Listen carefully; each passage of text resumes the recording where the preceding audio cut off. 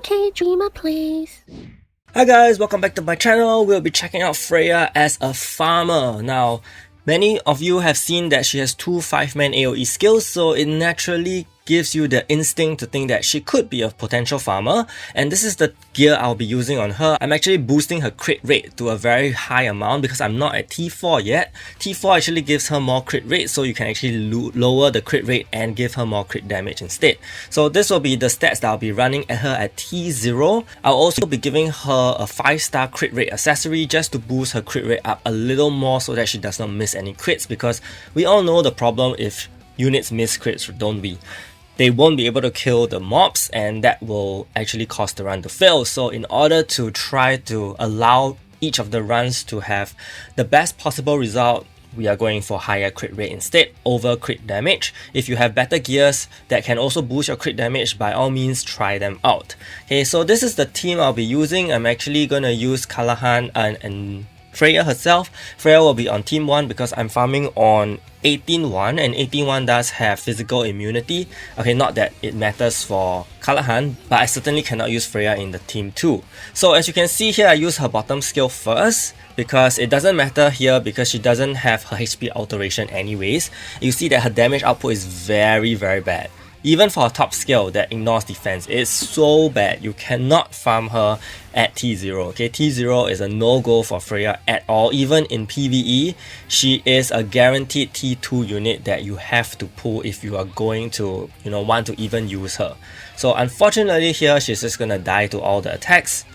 Yep, and we fail our run at T0. T0 is a no-go.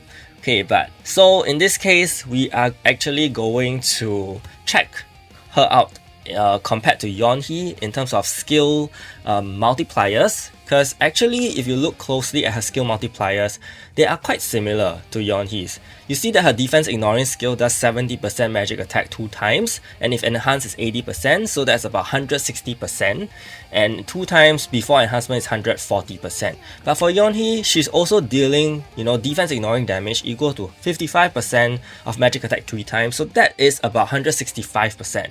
So it's very close in terms of multipliers, and maybe we do have to enhance her, okay, in order to get better results. But as you saw, the damage output is very drastically different. Maybe because, of course, my Freyja is not transcended to a high level as well, and her attack stat is about 500 points lower than Yeonhee's. So this is definitely a major problem as well. Okay, not forgetting, Yeonhee also has magic attack boost and magic damage boost at T6, which Freyja lacks. So in order to compensate for that, Freyja definitely needs to be transcended, and you make use of other gimmicks in order to do her farming job properly. And in this case, it will be to not only enhance her skills, but also to allow her to have the HP alteration right from the start. So you have to enhance her skills in order for her to be a very good farmer, which I will show you guys very soon. So once we have her at T2, we are going to try the same stage again. No equipment changes, okay, just gonna see how it goes. Here my skill queue is the same, but later on I'll change it, don't worry. Okay, so her skill queue, as you can see, the damage output from the bottom skill is definitely better. I mean, definitely, right? It has more attack power now. She has more attack power, so definitely it's gonna be improved.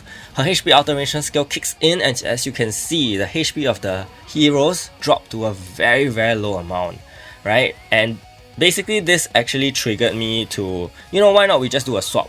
We can use the skill 1 first, the top skill first, and then use her bottom skill, which makes more sense in that case, because she is going to land the HP alteration first, then do damage. So let's let Callahan finish this match before we proceed on to adjusting Freyja's skills. That said, Callahan is so amazing after his revamp. His farming capabilities have skyrocketed, I feel. Okay, so definitely a very good farmer right now.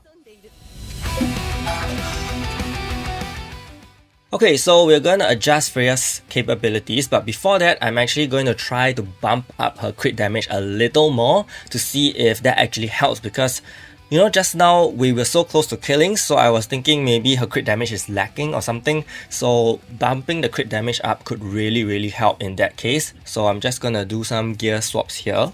In this case, I do get a slight crit rate drop, but that's okay.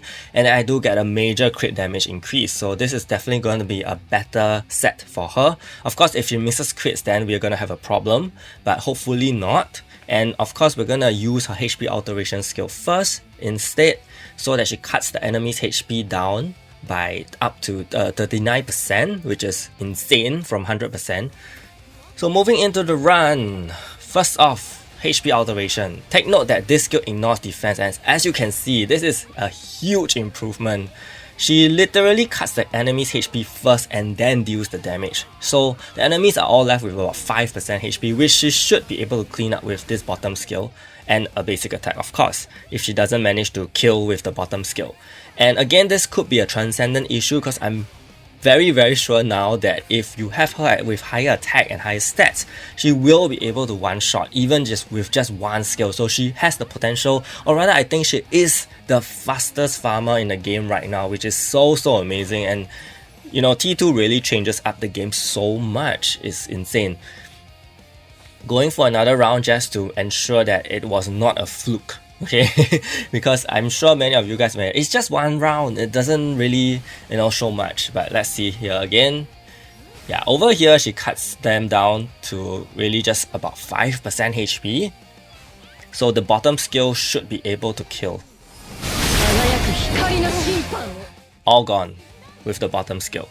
So again, if you think about it, she's using a Mick pet now, right? What if, I mean, she's using Mo, what if we actually enhance her stats even more? She could have the potential to kill with just one skill.